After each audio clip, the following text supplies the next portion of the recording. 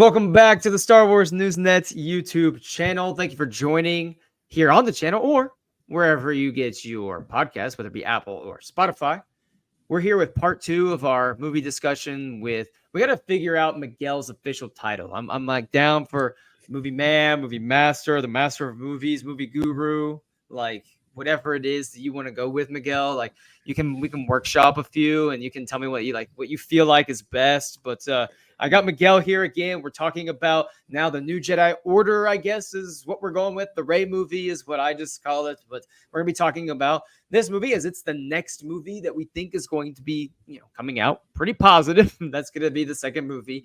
Miguel, first of all, how are we feeling about our nickname options? And two, how are we feeling about this Rey movie? I'm not very a nickname guy, so whatever you want to call me, we'll stick to that. But I'm not gonna call myself that. I'm not gonna look in the mirror and say, yeah. You're not rest in peace, Carl Weathers, but when he's in Rocky and he's saying his nicknames to himself as they're listing out the nicknames. No. You're not dancing around and no, and, not your thing. Fair enough. Sorry. Fair enough. But how are we feeling? We're talking Rey movie today. How are we feeling about talking some Rey? Yeah, pretty good. Yeah. It's gonna be fun. You have to think about that for a second. I feel like you have to think about that for a second. I don't want to raise the expectations too high. It's gonna be fun, but I hope that I'm here and then we're gonna bring it here. Okay, so, but I get that. As long as you're not like Brian, who takes every moment. And Brian, I know you're going to be listening to this at some point. As long as you're not like Brian, who tries to always bring me down on my Rey excitement to build up his heir to the Empire excitement. This is a battle that we're going to be fighting for the next few years, So Brian's beard is actually grown on Rey movies hate, and I am fully shaved today, so I am good to go. That's fantastic. So let's go ahead and start with similar question like we did for the Mando episode. What can we reasonably expect, where they're at right now? What's a reasonable expectation for where they're at in the process of getting this movie made? So I think they are in pre-production. This isn't confirmed, but based on my own reading between the lines of several reports and things that we've been hearing over the past few months, and where these kind of things stand at this stage, I think they are in the early stages of pre-production, which means, first of all, if they don't have a production designer by now, I'd be worried. Okay. So they probably have someone working on the production design, designing the sets, figuring out where they're going to shoot this, and what they have to build to do it. If they're going to do a lot of outdoor shooting, indoors, whatever is going on with that. Maybe costumes as well. Maybe they're workshopping some costumes. Okay. Maybe actually manufacturing the costumes comes in a bit later, but maybe they're just workshopping some of the overall looks of maybe some concept art, where they can figure out, okay, so Rey in this, in the first act, she's going to be wearing this or looking like this. And then for the next two acts as well, I hope they do something like that, because in The Last Jedi was the only movie in the sequel trilogy we got to see Rey wearing different things throughout the movie, and I hope that we get more of that, see her in different outfits and things like that. I actually, well, I mean, I love her look in all three movies. I agree. I don't love Rey as a character in Rise of Skywalker, but her look fully white in that clothes. Yeah, for some reason that always worked for me. So right. I don't think they're gonna be going back to that, but that's just something that I do like. Visually, I think Rise of Skywalker is gorgeous, and that includes also the costumes of Rey specifically. And then, in terms of pre-production, I also think that they're meeting right now or figuring out some of the bigger roles. So there were rumors a few months ago about Angela Bassett possibly circling. I remember that. a role in a Star Wars movie, I would think that's the Rey movie. Maybe it's Mando, but I don't think so. That's for some reason that always like smelled Rey to me. I don't know if that's like the villain or some sort of another mentor for the new Jedi Order or whatever it is. I assume that's going to be like, if it is Angela Bassett in this movie, I assume this is going to be like a key supporting role. Let's put that generic description out there for whatever, like something along the lines of who Angela Bassett played in the Black Panther movies, Right. especially in the second one. If you want Which she to was, go I there. mean, she was nominated for an Oscar for that role. Yeah, exactly. So something that doesn't take away something that she isn't the first name on the call sheet, but she is maybe going to steal the spotlight from some of the leads throughout several points in the movie. That's what I'm picturing, but this is like based on nothing out of other than thin air, and my own like speculation of who Angela Bassett could be playing in a Star Wars, like based on like who would she actually be excited to Right. play in this movie. So we know, like we talked the last time, we're assuming like a June Mando filming, and we know Mando's filming for 90 days. If you had to guess, like right now, based on what you know about Disney's upcoming schedules, what Lucasfilm is doing, when would you guess, okay, this is when shooting might begin? And how long of a shoot do you think this movie needs? Maybe not how long they're gonna do, but for what you think, like how long do you think a good amount of time is for this movie to shoot? So in terms of when, I think when the reports for the Mando and Grogu movie first came out, like even before the announcement, the thinking behind that was that this was a reaction to the strikes, to the 2023 Hollywood strikes that put the movie industry at a stop for like 6 months, and this was like their reaction because something changed behind the scenes. I'm not sure what changed, but I do have some theories.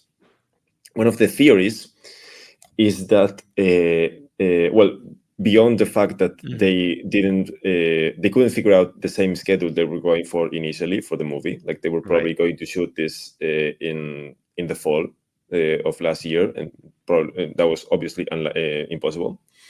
I imagine that another thing that was very complicated for them was trying to book stages. I imagine that this movie is going to shoot in the UK, probably London or Pinewood, and maybe somewhere else in the UK as well. So you have to think that the writer Stephen Knight is British, he's from the UK. The director Sharmeen Obaid-Chinoy, I think, also lives in the UK. I'm not sure, but I'm kind of I do think that, and also obviously Daisy Ridley is British, so she's also probably has a home in the UK. I'm not sure if that's her regular residence, but probably has a home in the UK. So that's all like circumstantial evidence, but there's like there have also been reports out there that this is going to be in the UK. So the UK is like super busy between Fantastic Four, and also like the Batman Part 2 is supposed to start shooting next year there. And obviously there's like a lot of stages in the UK, but there are a lot of big movies that were pushed back because of the strikes. So I imagine that was one of the reasons why this movie was pushed back enough so that they could accommodate Mando and Grogu. Beyond that, I think Daisy Ridley has said at some point that the thought is to start shooting this either very late this year or early next year. So I would imagine like Q4 2024 or just top of the year 25, which is around the same time that Fantastic Four should wrap. So maybe they're just swapping, places with them, and yeah, maybe they're just building sets outside somewhere. I'm not sure, but I would imagine that if this is going to be the next movie after Mando, which I think it will. It should be. It seems like all signs point to that as well. Yes, but in the report from a couple weeks ago from Jeff Snyder, who broke the news on Sigourney Weaver, he said that apparently Lucasfilm hasn't figured out whether New Jedi Order or Dawn of the Jedi will be up next. I Really? imagine. I don't believe that actually. I don't think that's accurate. But maybe I'm just missing part of the picture on New Jedi Order, because there is a script for that. There is at least a few drafts. That would shock me if Me too, yeah. New Jedi Order was pushed behind Dawn of the Jedi, just given everything we know about one movie as opposed to the other, and Yeah. that would be shocking. Yeah, so I don't fully buy that, but there's that's out there. Okay. So let's like consider that possibility for a second. Okay. But assuming it's not true, and assuming New Jedi Order is going to be next, I would imagine that that's going to take up the December 26th spot, which to do that they cannot be they cannot start shooting later than Q2 2025. What other, and then, so this is a little bit different. So we're assuming that December 26th spot. That means we have 2 Star Wars movies coming out in 26 because Mando is coming out in May, Star Wars coming out in December.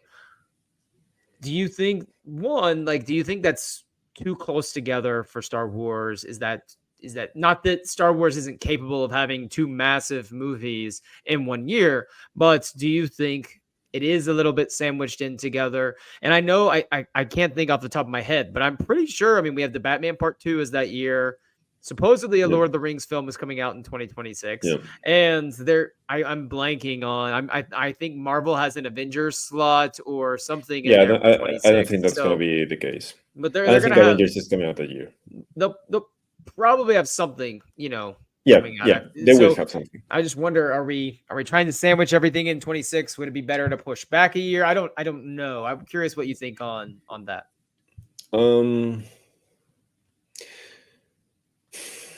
It's a complicated question because if you push back, let's say 2027 late, that's like way too long. Right. I think that's way too long. Like if you're, I don't know. Like I've always liked that December 26th spot because the date they have is December 18th. Which is the same day Force Awakens came out. Right. You could do that bookend, like same thing. And Star Wars, it owns that time, whenever with the sequel movies, Rogue One, like they've kind of all dropped along that time and done extremely well. And it's not the first time Star Wars repeats on the same calendar day for 2 movies. Remember, A New Hope came out May 25th. 1977 and Return of the Jedi came out May 25th, 1983. So I think it fits, but obviously this isn't like why Bob Iger is choosing this date, Right. But for some reason it always like fit there. It feels right. And we do have like the announcement of a new Lord of the Rings movie coming out in 26. I don't know if that's gonna be the case. Like sure, like I don't know. Like I have my doubts. It's gonna come out December 18th, 26th. The fans will have to choose Rey or Gollum. That's the choice that fans will have to make. I mean, listen.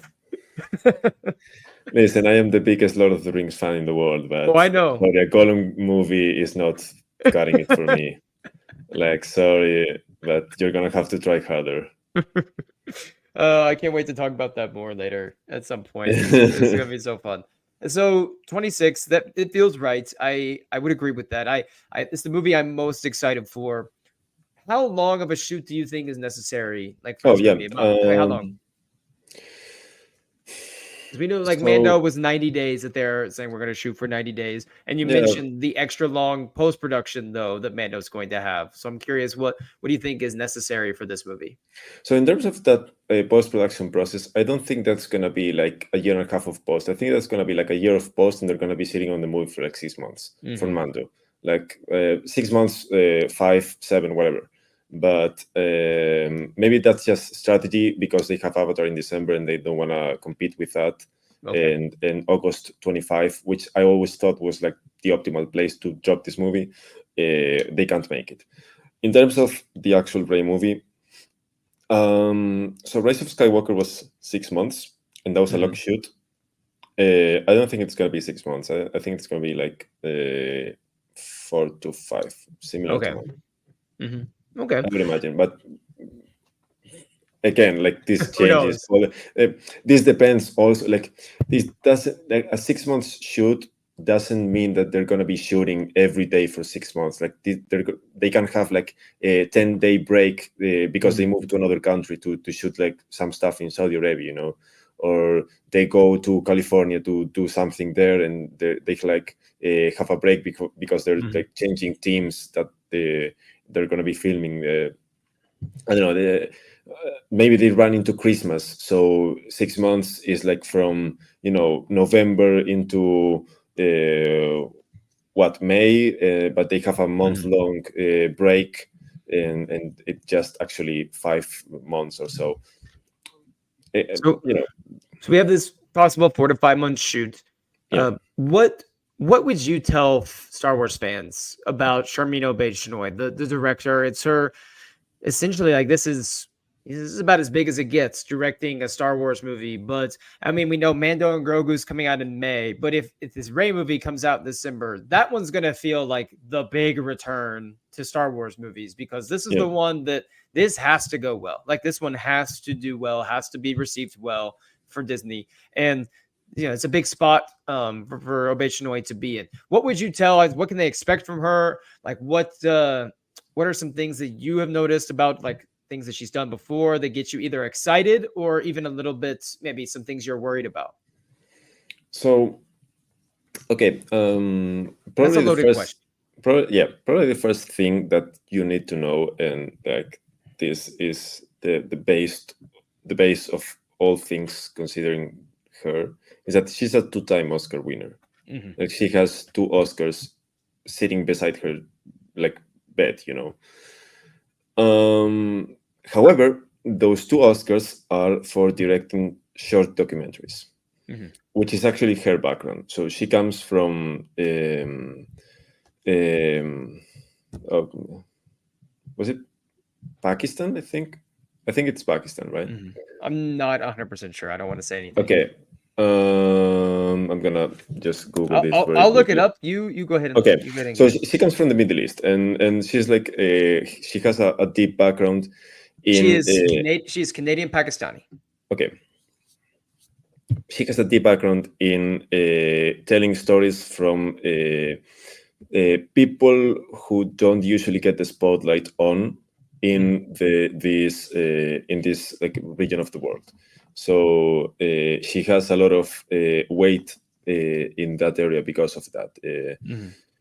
And her work actually matters when it comes to that. So that's important to take into account when discussing like her jumping into Star Wars. Okay.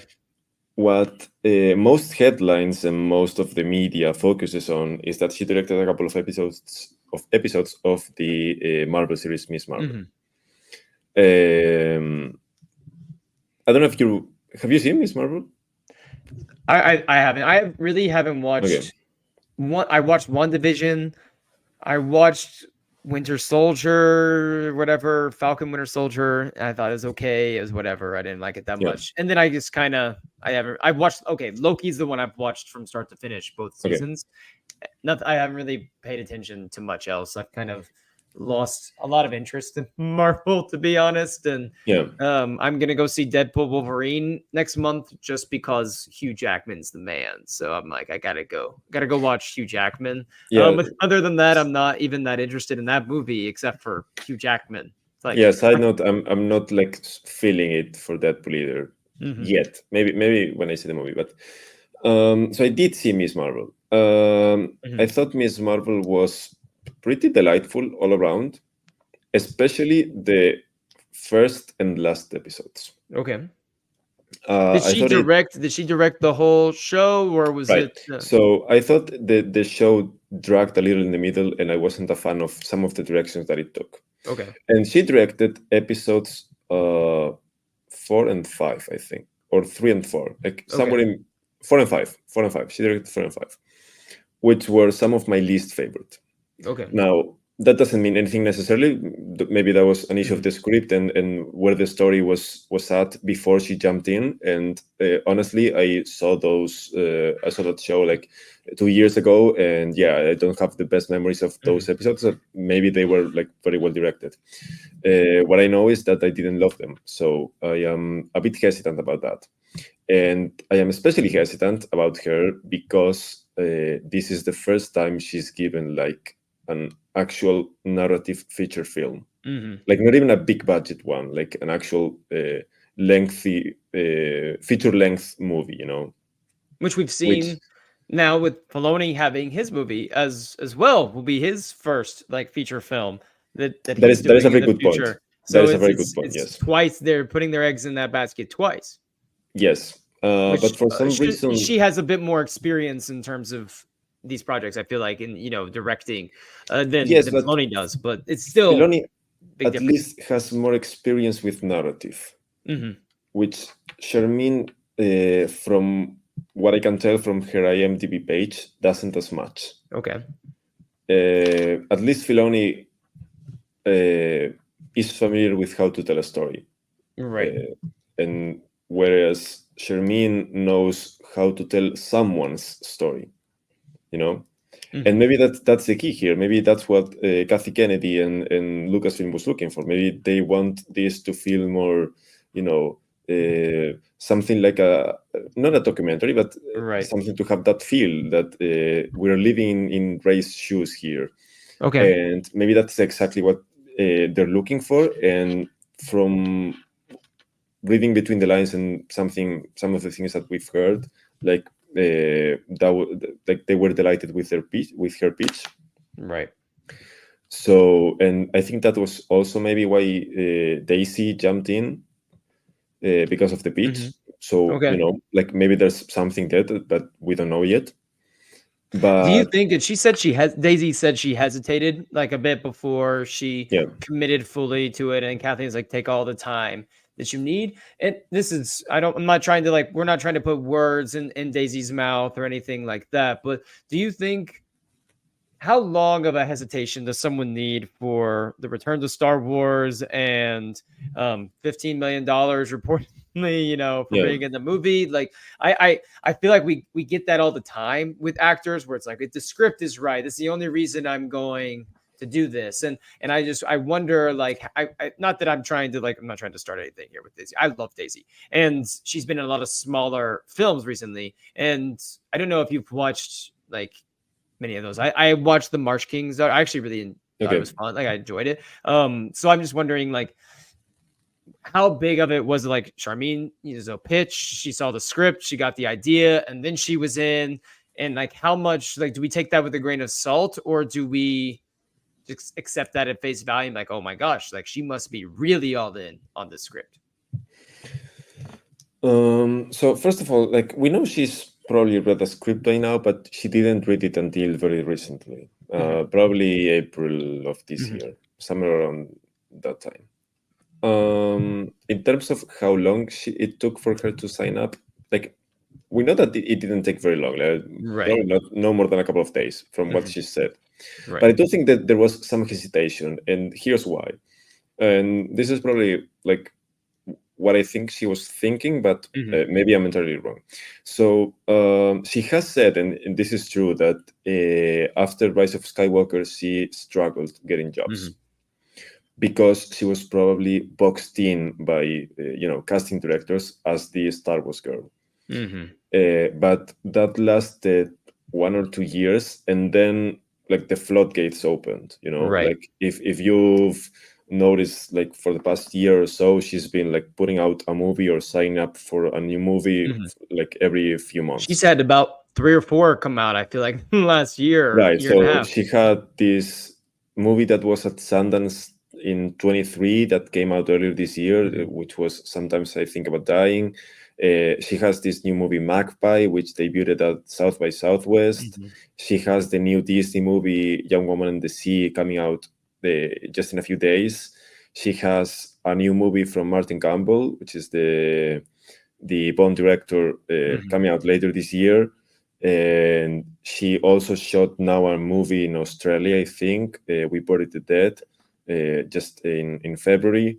And I might even be forgetting about one of these. So like, and even more than that, she's been producing some of this as well. Like I think she was a producer on Magpie, and maybe even We Buried the Dead. I'm not sure about that one, but she was a producer on Magpie, which I think she was there from the beginning. So she's like, she was like settling into this zone of making the movies she wanted to make. You know, like she's probably like getting comfortable in this indie arena, and saying, okay, maybe I like developing these movies from the beginning and being there as the lead actress, but also like the producer and all that. Right. And maybe she saw like this Star Wars opportunity as something of like setting her back. You know, once she's finished with this, so what's up with her? You know, like is she gonna be back to a few years of nothing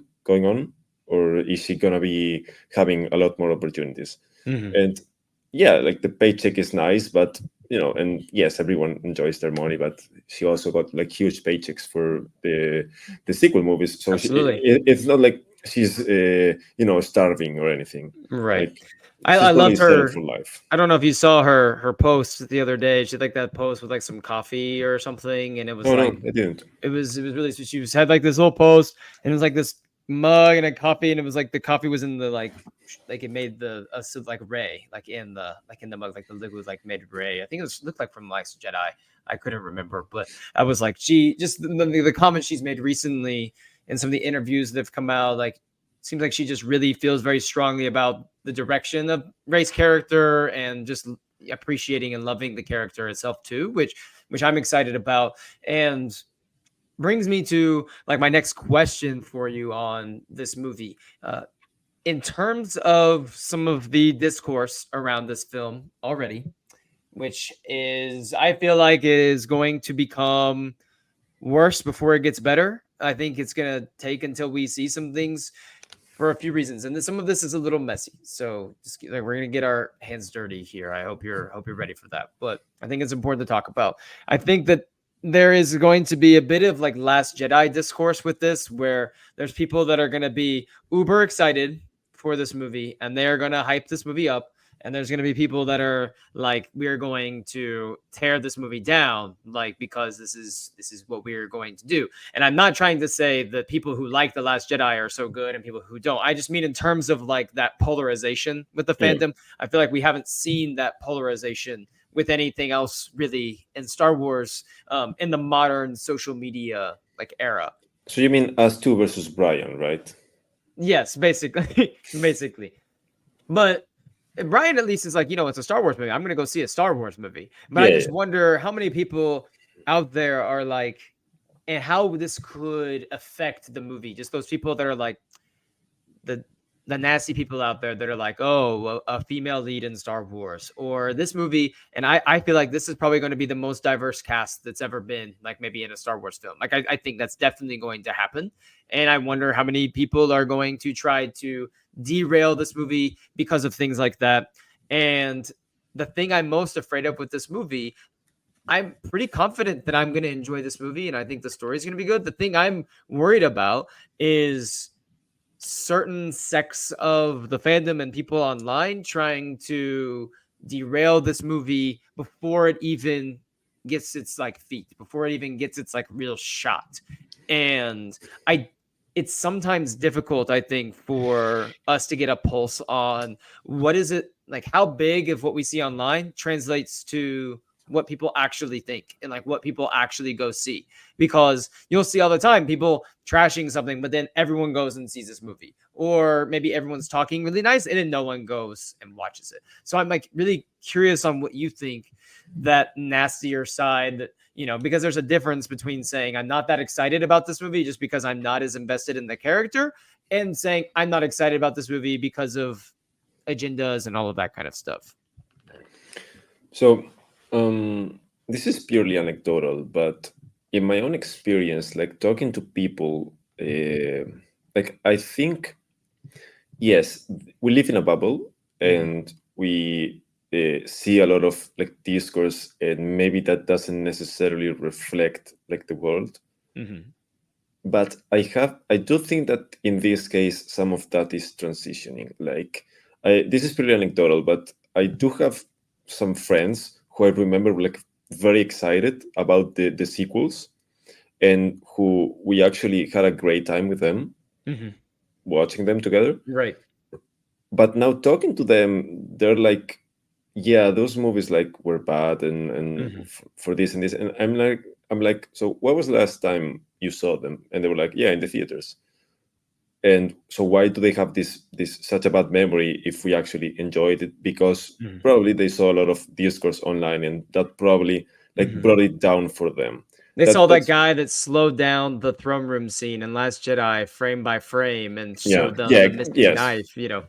Yeah, and exactly, and then you see it in the theater, and you see it like at normal speed, and you actually thinks it's awesome because it is. And yeah, then I think there's some of that there. And for my own like personal opinion, I think that every time I see someone trashing these movies, especially The Last Jedi, like I enjoy it even more because it just feels more special to me. But I also understand the feeling because I do share that feeling with Obi-Wan. Like I think Obi-Wan is a show that I enjoyed when it came out, but maybe as I've seen more and more people like point out some of the flaws that it has, maybe I don't enjoy it as much anymore. And I haven't seen it since it came out. So it's like the same situation, but from the other side.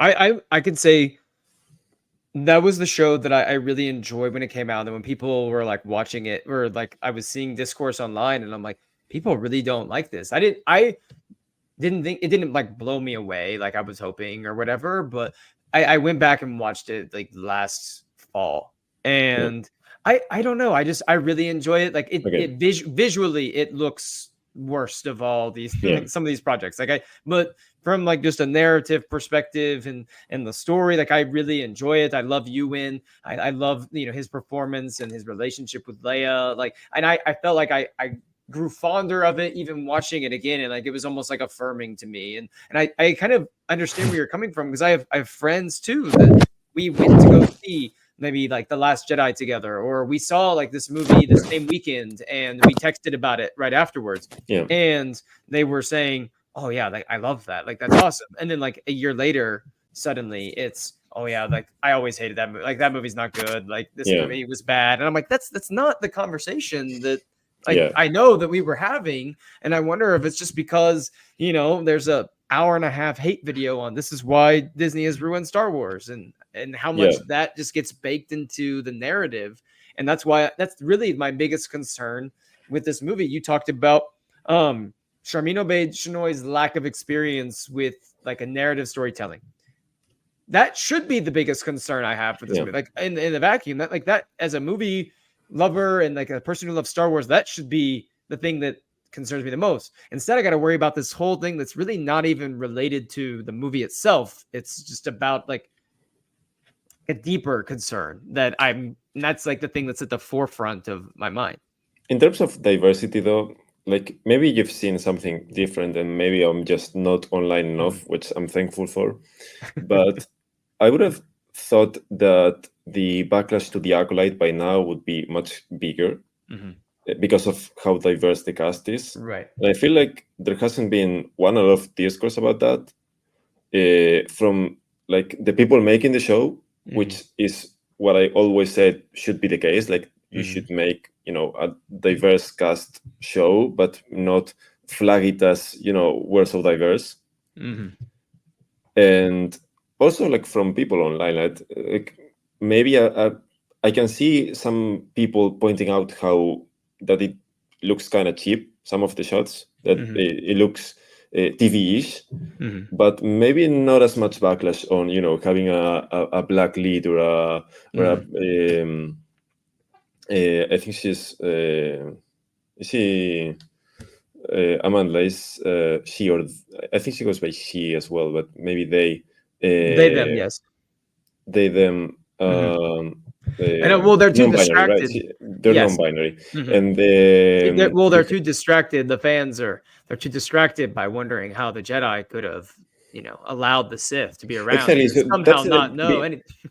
that's been like the biggest backlash, right? So it hasn't been about Lee Jong-jae being Asian and being the co-lead of a Star Wars show. It's been about how this could be messing up the whole timeline, and which, I mean, one, it's kind of ridiculous, but also like better than pointing out that Amanda is Right. non-binary. Like, That's fair. I just there is something, but there's a difference, and we still see it though with the Acolyte. Like I'm still seeing it. I think I agree with you. It's dissipated quite a bit since the first trailer came out, and then I honestly I don't go online a ton. Like I usually because I like to go in fresh for our shows, and I don't want to like get too much into the weeds. But it did feel as if the Acolyte trailer, the second one, was really well received. That people got really excited for that. yeah, I think so too. And so I hope that's like a case that maybe we're moving past it. I just feel like a Star Wars movie with a character from a trilogy that's still, for whatever reason, fresh on everyone's minds in terms of division is a whole different animal than the Disney Plus show that comes out in June. Yeah, but I mean, in terms of talk about diversity and complaining about having a female lead, or probably in the case of Angela Bassett a black co-lead, or whoever else gets cast here, which it's probably gonna be like Asian or Pakistani or whatever. Like this is going to be a lot of color and a wide range of sexualities here. So I don't think that maybe the discourse is more around backlash to The Last Jedi and not as much for the diversity. I hope so. I think that's backlash. Like if we're talking about films, that's backlash that we can handle that. People can handle that. Star Wars will be fine with that. I mean, there was all the backlash to The Last Jedi, and Rise of Skywalker still grossed over $1 billion. So exactly. So that's something that can be handled. I guess this leads into a next question. Speaking of, characters, we talk about characters, we talk about diversity for the film, but like, how important is it that John Boyega comes back as Finn? I don't think it's like critical, like this movie's going to fail if he's not in it. But whatever that next tier is in terms of importance, that's kind of where I land, because it feels really weird to re-enter this era with Rey as the lead Jedi, and we know Finn is force sensitive, and him not be around at all and just not there. Oscar Isaac, I would like him to be back as well in a smaller role. Maybe he doesn't have like a big lead or anything, but he's just there.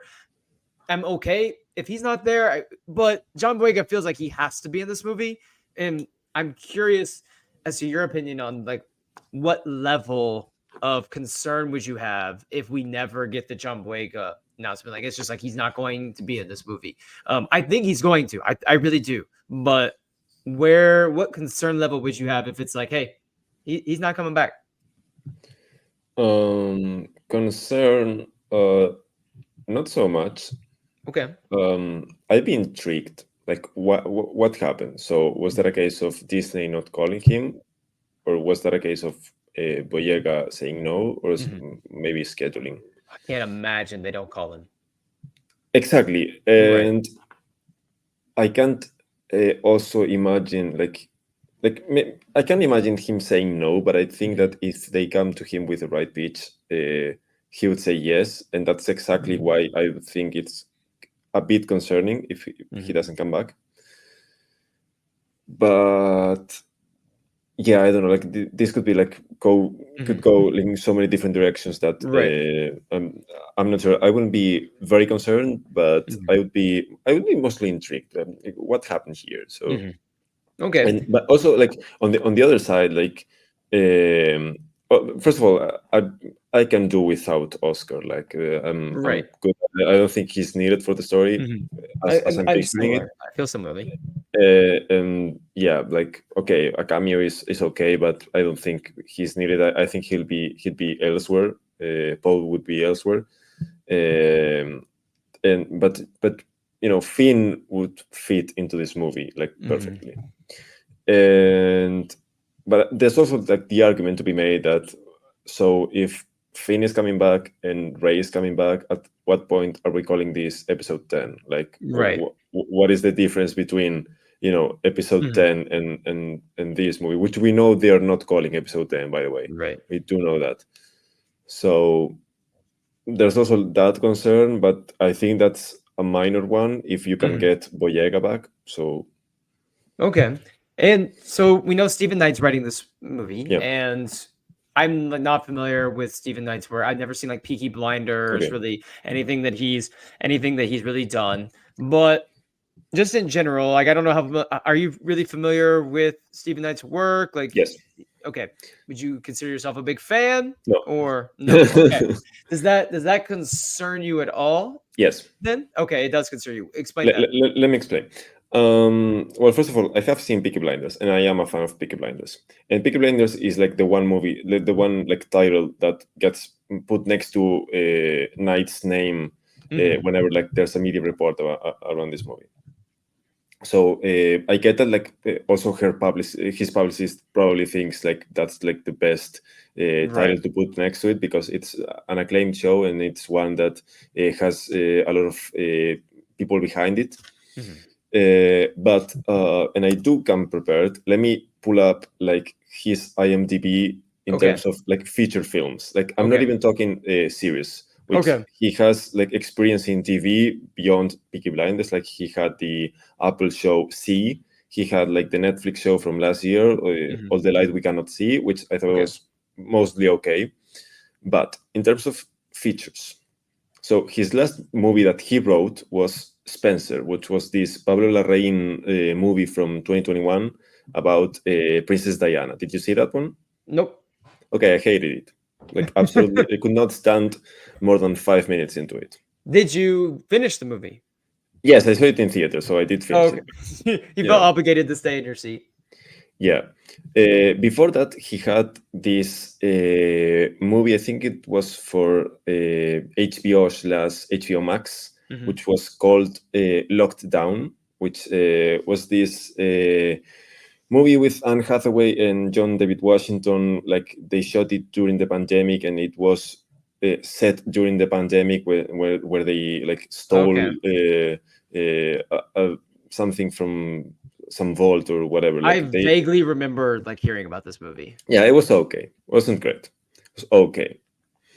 He had the 2019 movie Serenity, which I haven't seen, but I've heard nothing but terrible things about. I was hoping you might say I haven't heard anything but great things about this one, but so I'm looking Yeah, not forward so to it. much. But then I was like, if you haven't seen it, there's no we've heard bad things. Before that, he had The Girl in the Spider's Web, which was like Sony's attempt to do another what was the David Fincher movie, with Daniel Craig, the Oh. Stieg Larsson novels, like the Mhm. continuation of the Stieg Larsson novels, Mhm. like the second one. This was like The Girl in the Spider's Web, which I didn't see, but also not very good, apparently. I think maybe it wasn't as bad as people were thinking, but I don't think it was very good. He had a couple of titles here, November Criminals and Woman Walks Ahead, that I'm not very familiar with. He had the movie Allied, which was okay, in my opinion. Didn't love it. Didn't hate it either, so it was okay. And then I think that his biggest accomplishment in my eyes is like the movie Lock with Tom Hardy Okay. from 2013, which he also directed. And So 10 it years ago. was how Just many? about. This was about almost 10 years ago, Yeah, 2015. yeah, It's yeah. 2024. This is going to come 2026. It will have been 2013 actually. 2015. 2013 was Yeah. yeah. So It's 11 almost 10 years. years ago. Yeah, which was. Are you Welcome to familiar Star with Wars Lock? Newsnet, the roast of Stephen Knight's I mean, feature not as much. films. Like, again, he No. has done some very good TV. I'm just not very Right. not a fan of his features, especially lately. Like I didn't Right. love again Spencer. Like once I saw that he wrote Spencer, like I was out. Like Okay. why are they bringing this guy in? But again, like he did Peaky Blinders, he did the show Taboo with Tom Hardy as well, that was very acclaimed. He's like known in TV. I'm just concerned about him The writing transition, doing a feature. yeah. but again, like there's like reason for hope there because he has written some great Mhm. storylines for TV. Okay. I'm just Focusing on the hope narrative then. yeah. What what direction would you hope to see like this movie like go in? Because this is the first time like we've this is something new. This is something in the future. This is something beyond, Luke Skywalker. This is something beyond they're saying beyond the Skywalker saga, but like you said, she took on the last name Skywalker. If Finn comes back, it's gonna feel like a pseudo episode 10. But at the same time, it's in the future. Stephen Knight's writing this movie. Obey Chinoy's directing. We got Rey. What direction do you think that this movie should go? Personally, I think it needs to be a Rey-centric movie focusing on her. She should not be a supporting, actor in this movie at So you all. don't think this should be like the Last Jedi with Rey being the Luke? No, not at all. I think that it's I 15 agree. years after. I think Yeah. you're bringing in Rey. I think doing that almost. I feel like focusing on Rey as the central character here. It shows confidence in what you've done before. It shows strength. It shows that you're gonna keep moving forward. You believe in this character, and I genuinely believe that there are vast more people who like and love this character than don't. And I think Yeah. you can tell a great story there about the new central head of the Jedi and push forward. I think there's a great story there to tell. I agree. Yeah. And also, like, I just thought about this. Like, I used to make this argument, but like Stephen Knight would be like a great name that I'd be very excited for if he was announced to be a part of Andor. Mm-hmm. You know, like a grittier show, a grittier story, and also a TV show. But when I think of like the new Jedi Order, and I think of a Rey-centric movie, which I hope this is, and I do think that this will be like the. I don't know why Daisy would come back for Right. being supporting, and maybe she enjoys that as well. I don't know, but my argument is that I would imagine this to be like classic Star Wars, right? So Rise of Skywalker, even though didn't work for me, it did have this space opera feel of fantastical, and like had like that tone that the movies usually have, like especially the original trilogy and Force Awakens as well. But Stephen Knight hasn't done as much in that arena. Like he isn't like the fantasy guy or the he's more of the guy about the criminals and the writer about like the moral ambiguities and all that. Like I don't picture him writing a space opera. And maybe he will prove me wrong, and maybe this is like the perfect opportunity for both him and Charmin to prove me wrong on this point. But I just don't see Stephen Knight's writing in a Star Wars movie. But Right. maybe this is like The Last Jedi, which was the best of both worlds, in my opinion. It was both a gritty story and nuanced, and also like had some space opera pew pew feels in it. Yes.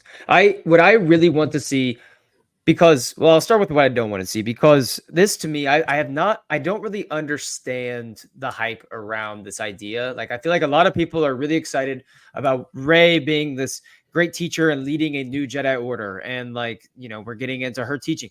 I don't want that at all. Like I think that sounds boring to me. I would love maybe a brief moment where it's like, okay, we know she is the now head of the Jedi Order, and there's some Jedi that she's kind of teaching, and like it's building up slowly, but we don't need much of that. I would rather see, okay, there is a problem that it feels like only the Jedi can fix, and she gets called in, like they want her to do this, or she feels compelled to go somewhere, and like Finn is the natural person to go with her to do this, and it's like we're gonna watch like just a classic Star Wars adventure with these two Jedi doing Jedi things that it feels like only they can like accomplish. And it has both this like it's new, it has fantastical, but also that spiritual like component like surrounding the Force and surrounding like what being a Jedi, continues to mean in Rey's new universe almost.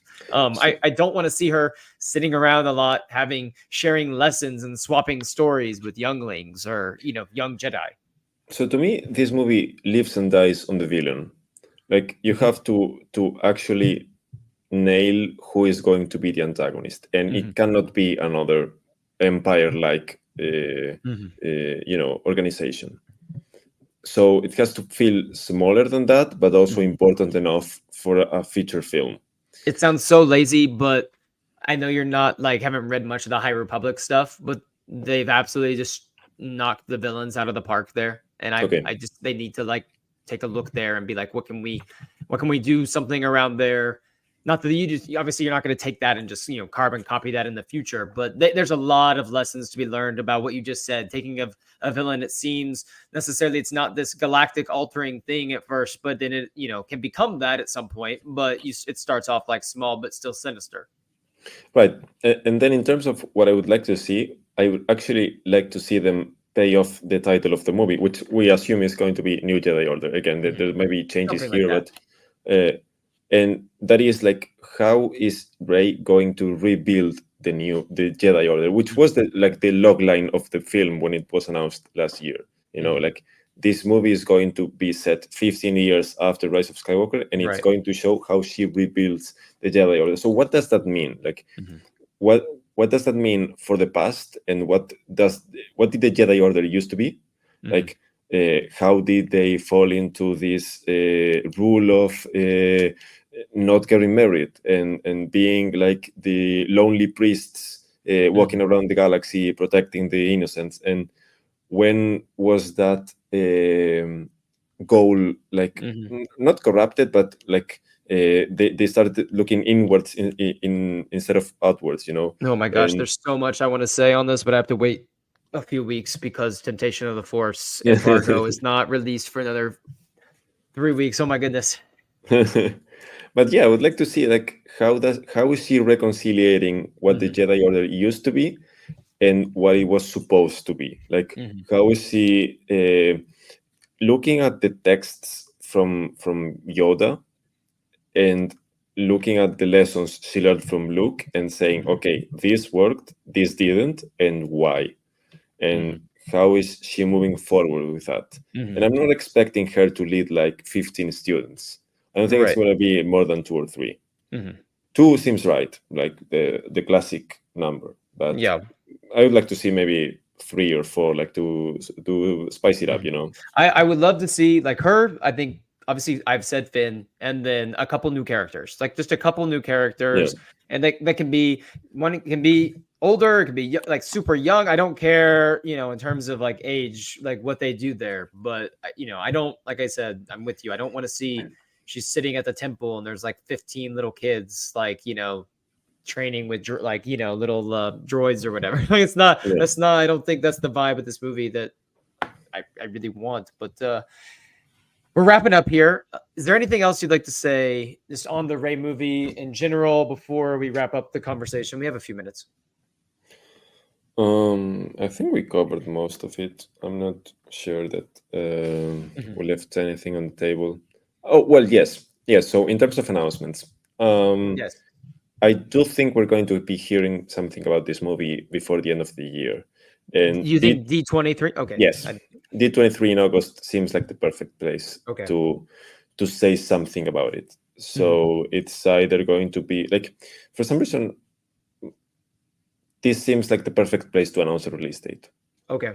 And not just the release date, but what the release date means, which means, first of all, we're moving ahead with this movie next. Like, we are shooting Mando now, and we're like, the Rey movie is going to be next. And then like that also could give us way into like some casting news. Like if they do have Angela Bassett on the phone, like maybe that's like the point to call her into the stage. Like maybe Celebration next year, but for some reason it feels like too late for that. Like, you want to do that Celebration next year, they're going to be shooting probably. Like if they're not shooting by Celebration next year, like they're definitely not meeting like the 26 date. So let me ask you this question. I like this. I like to bet. I'm a sports betting guy, so I'm going to give you like a single game parlay here for Celebration. All right, tell me if all of these things are going to happen at Star Wars Celebration 25. Okay, Daisy and John are both there to talk about the movie. They're both in it. We have the official they have unveiled the official title for the movie and release date, and we get 20-second look. Doesn't even have to be like an actual look at the footage. It can be something as simple as like that first Force Awakens teaser where they just show a couple shots in the Falcon like coming out. Do all of those things happen in Japan? From where we stand today, yes. Okay. If John is coming back. I'm not sure about that. But if Okay. he is coming back, he will be there. Yes. I'm going to manifest it. What's that? I'm going to manifest that. I just want to see them in a movie again, similar to like Force Awakens when they're dynamic again, similar to what it was then versus Skywalker, where it was just a bunch of, it just wasn't the same. It wasn't the same, but yeah, like it feels right again. Like if they're going to be shooting late this year or early next year, like by that point we're going to know if John Boyega is coming back or not. Right. Like it's not going to be a secret kept throughout the production, because if he is coming back, he's going to be like the co-lead. Right.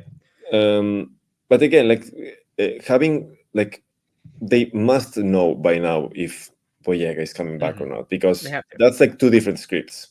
If he is in it, if he's not in it, like that's two different stories. So they have to know.